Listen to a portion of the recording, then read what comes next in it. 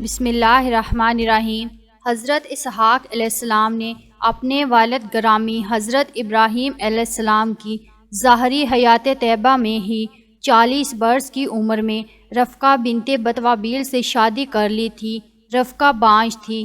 حضرت اسحاق علیہ السلام نے دعا کی تو اللہ تعالیٰ نے آپ علیہ السلام کو جڑواں بچے عطا کیے۔ یہ دونوں لڑکے تھے۔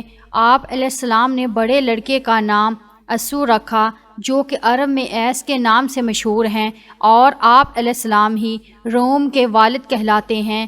دوسرے صاحبزادے جو کہ اپنے بائی کے بالکل ہم شکل تھے، ان کا نام یعقوب علیہ السلام رکھا، جن کی طرف بنو اسرائیل منسوب ہیں۔ حضرت اسحاق علیہ السلام جب مامر و ضعیف ہو گئے تو آپ علیہ السلام کی بینائی کمزور ہو گئی۔ ایک دن آپ علیہ السلام نے اپنے بیٹے سے کھانا کھانے کی خواہش ظاہر کی اور حکم دیا کہ شکار کر کے لاؤ، اسے ذبح کرو اور میرے لیے کھانا بناؤ تاکہ میں تمہارے لیے برکت کی دعا کروں۔ ایسے شکار کو چلے گئے تو آپ علیہ السلام کی بیوی نے جلدی سے 2 عمدہ بکریوں کو ذبح کیا اور کھانا تیار کر کے حضرت یعقوب علیہ السلام کے ہاتھوں حضرت اسحاق علیہ السلام کو پیش کر دیا۔ رفقہ چاہتی تھی کہ باپ کی دعا حضرت یعقوب علیہ السلام کو مل جائے، چنانچہ حضرت اسحاق علیہ السلام نے کھانا تناول کیا اور یعقوب علیہ السلام کے لیے دعا فرمائی کہ یا رب العالمین، اسے اپنے بھائیوں میں قدر و منزلت کے اعتبار سے فوقیت عطا فرما اور اس کے قبائل و نسل میں نبوت عطا فرما اور کثرت اولاد اور رزق سے مالا مال فرما۔ کچھ ہی دیر میں ایس بھی شکار کر کے حاضر خدمت ہوئے تو انہیں پتہ چلا کہ مخصوص دعا یعقوب علیہ السلام کر چکے ہیں۔ ایس کو اس پر بڑا غصہ آیا اور دھمکی دی کہ والد کے وصال کے بعد میں یعقوب علیہ السلام کو قتل کر دوں گا، جس کے بعد حضرت اسحاق علیہ السلام نے ایس کو بھی مخصوص دعا کے علاوہ اولاد کے لیے عمدہ زمین اور پھلوں اور رزق کی فراوانی کی دعا فرمائی۔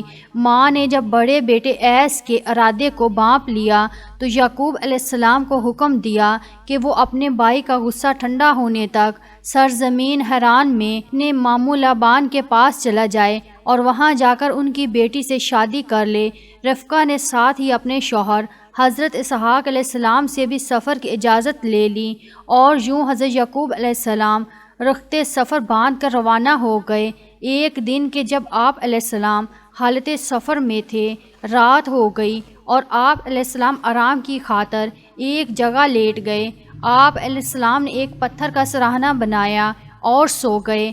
ابھی آپ علیہ السلام سوئے ہی تھے کہ آپ علیہ السلام نے خواب دیکھا کہ ایک سیڑھی آسمان سے زمین تک ہے اور فرشتے اس سیڑھی کے ذریعے آسمان پر چڑھتے اور اترتے ہیں۔ اللہ تعالیٰ آپ علیہ السلام سے مخاطب ہوتا ہے کہ اے یعقوب علیہ السلام، میں بہت جلد اس سرزمین کو تیرے اور تیری اولاد کے لیے بابرکت بنا دوں گا اور تجھے اولاد کثیرہ عطا فرماؤں گا۔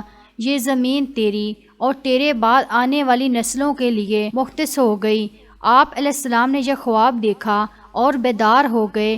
آپ علیہ السلام نے منت مانی کہ اگر بہر و عافیت اپنے اہل خانہ کے ہاں لوٹ آیا تو اس جگہ پر عبادت الہیہ کے لیے عبادت خانہ تعمیر کروں گا اور اللہ تعالیٰ جو بھی رزق عطا فرمائے گا اس کا 10واں حصہ اسی کے نام پر وقف کروں گا۔ آپ علیہ السلام نے جس پتھر کو سراہنا بنایا تھا اس پر تیل لگا کر نشان زدہ کر دیا تاکہ اس کی شناخت اور پہچان باقی رہے۔ امام ابن کثیر علیہ الرحمہ فرماتے ہیں کہ بیت المقدس عین اسی جگہ تعمیر فرمایا گیا ہے جو کہ ہمارا قبلہ اول بھی ہے۔ چنانچہ آپ علیہ السلام سفر کرتے ہوئے اپنے ماموں کے ہاں پہنچے۔ آپ کے ماموں کی 2 صاحبزادیاں تھیں، بڑی کا نام لیا اور چھوٹی کا نام رحیل تھا۔ رحیل حسن و جمال میں اپنا ثانی نہ رکھتی تھی، جبکہ لیا ضعف بصارت کا مرض رکھتی تھی۔ آپ علیہ السلام نے اپنی والدہ کا پیغام ماموں کو دیا اور فرمایا آپ رحیل کی شادی میرے ساتھ کر دیں۔ آپ نے رحیل کا انتخاب اس لیے کیا کیونکہ ایک تو وہ حسن و جمال کا پیکر تھی اور دوسرا آپ کو وہ پہلی نظر میں ہی بھلی محسوس ہوئیں۔ آپ کے ماموں شادی کے لیے راضی تو ہو گئے مگر ساتھ ہی ایک شرط عائد کر دی کہ پہلے 7 برس تک میری بکریاں چراؤ، پھر نکاح کی کوئی صورت بن سکتی ہے۔ آپ نے شرط قبول فرمائی اور یوں 7 سال تک آپ اپنے ماموں کی بکریوں کی پرورش کرتے رہے۔ جب 7 برس مکمل ہو گئے تو آپ کے ماموں نے ضیافت کا اہتمام کیا اور لوگوں کو جمع کر کے حضرت یعقوب علیہ السلام کو رشتہ ازدواج میں منسلک کر دیا۔ حضرت یعقوب علیہ السلام جب شب زفاف گزارنے کے لیے اپنی دلہن کے پاس گئے تو دیکھا کہ وہاں رحیل کی بجائے لیا تھی۔ یہ دیکھ کر آپ کو بہت صدمہ ہوا اور صبح اپنے ماموں سے شکایت کرنے لگے کہ آپ نے میرے ساتھ دھوکہ کیا ہے۔ میں نے آپ سے رحیل سے شادی کا کہا تھا مگر آپ نے لیا کو میرے ساتھ باندھ دیا ہے۔ ماموں نے کہا، ہمارے ہاں یہ رواج نہیں کہ بڑی بیٹی کے ہوتے ہوئے چھوٹی بیاہ دی جائے۔ ہاں اگر تم چھوٹی سے شادی کرنا چاہتے ہو تو مزید 7 برس تک ہماری بکریاں چراؤ۔ حضرت یعقوب علیہ السلام نے منشا الہی سمجھتے ہوئے مزید 7 سال بکریاں چرانے کا فیصلہ کیا۔ آپ نے 7 سال بعد جب نکاح کا مطالبہ کیا تو آپ کی شادی لیا کی چھوٹی بہن رحیل سے کر دی گئی۔ یہاں ایک بات ہم اپنے ناظرین کو بتاتے چلیں کہ حافظ ابن کثیر علیہ الرحمہ بیان کرتے ہیں کہ اس وقت کے 2 بہنوں کو نکاح میں لینا ان کے دین میں جائز تھا۔